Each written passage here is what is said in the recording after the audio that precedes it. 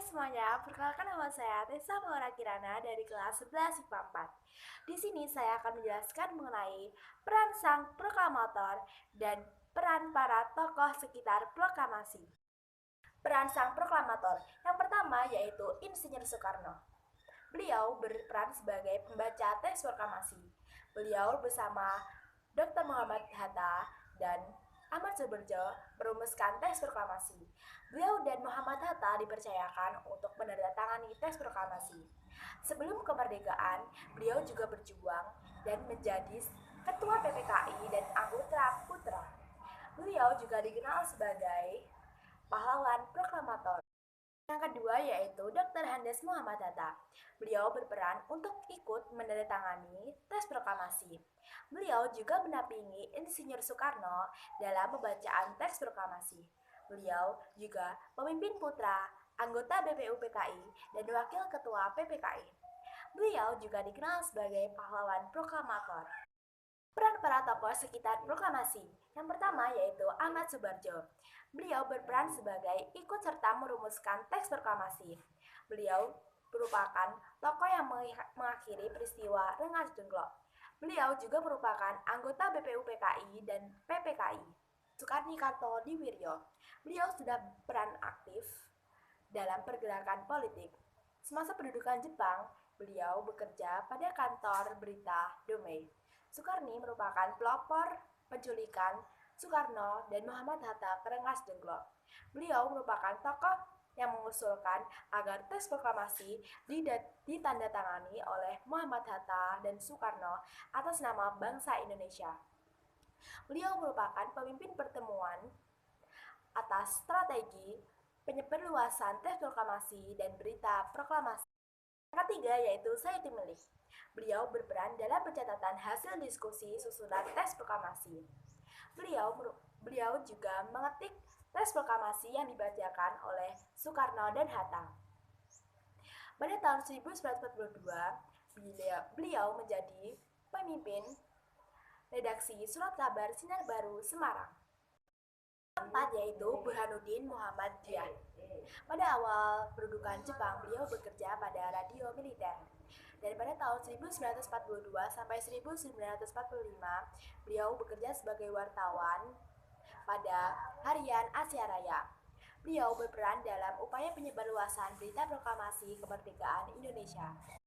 Kelima yaitu Latif Hedradirak. Beliau merupakan salah seorang komandan peta. Beliau adalah tokoh yang menjemput tokoh penting di jalan Pegangsaan Timur nomor 56. Beliau dibantu oleh S. Suhud dalam pengibaran sangsaka merah putih dan yang membantu membawa bendera merah putih adalah S.K. Trimurti. Yaitu S. Suhud.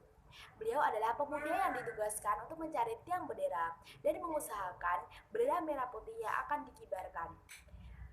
S. Suhud dan Latif Hedradirak adalah pengibar bendera merah putih di halaman rumah Soekarno pada saat proklamasi pada tanggal 17 Agustus 1945.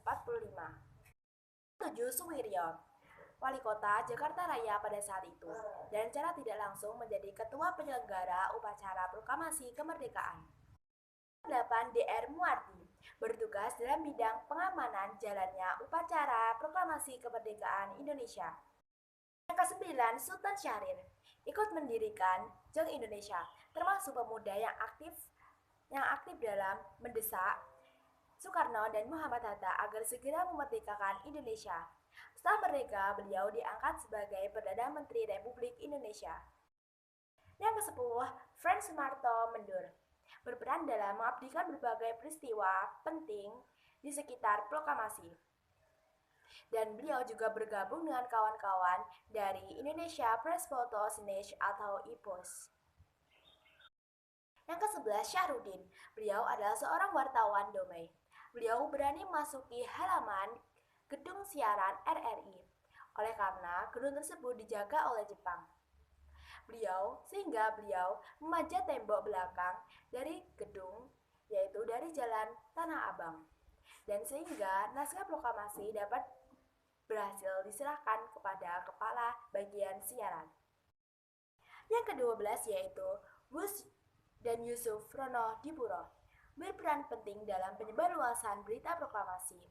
Kedua tokoh ini yaitu penyiar-penyiar yang cukup berani dan tidak jarang mendapat ancaman dari pihak Kempetai. 13. Lambertus Nicodemus Palar, seorang diplomat ulung dalam perjuangan kemerdekaan Indonesia, khususnya melalui diplomasi. Pada tahun 1974, ia diminta Soekarno untuk menjadi juru bicara RI di PBB. Pada tahun tersebut, ia membuka perwakilan RI di New York. Setelah mendapat kedaulatan penuh dan Indonesia menjadi anggota PBB yang ke-60, ia resmi sebagai perwakilan RI dengan status keanggotaan penuh. 14 yaitu Sumitro Jajahadi Kusumo. Ayahnya Margono adalah pendiri Bank BRI. Beliau pernah belajar di Barcelona dan Rotterdam untuk mempelajari ekonomi. Beliau pernah sekolah ekonomi di Universitas Sorbonne, Paris. Bersama L.N. Palar, beliau memperjuangkan RI melalui jalur diplomasi. Sekian dari saya. Wassalamualaikum warahmatullahi wabarakatuh.